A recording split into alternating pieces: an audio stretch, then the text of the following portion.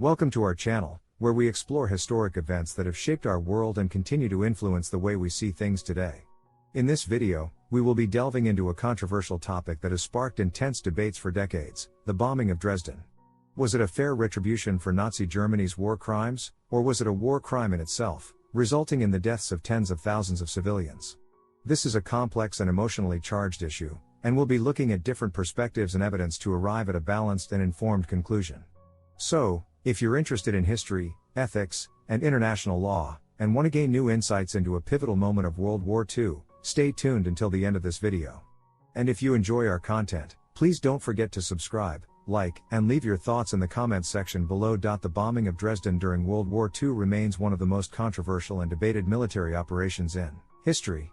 Some argue that it was a justified act of retribution against Nazi Germany, while others consider it a war crime. The truth is that the bombing of Dresden was a complex event with multiple factors at play. Firstly, it is important to understand the context of the bombing.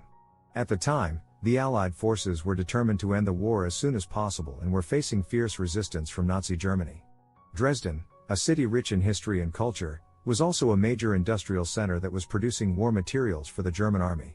This made it a strategic target for the Allied forces. However, the bombing of Dresden was not just a military operation. It was also a psychological tactic aimed at demoralizing the German population and weakening their will to fight.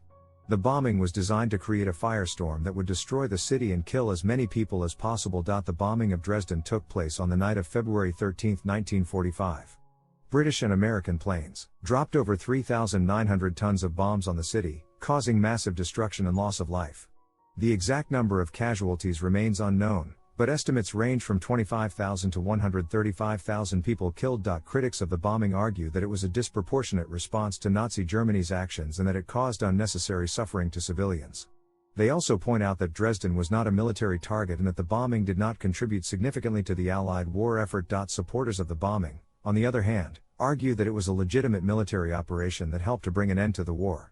They point out that Nazi Germany had committed numerous atrocities and that the bombing of Dresden was a small price to pay for the defeat of the Nazi regime. In conclusion, the bombing of Dresden was a complex and controversial military operation that continues to be debated to this day. While some argue that it was a justified act of retribution, others consider it a war crime.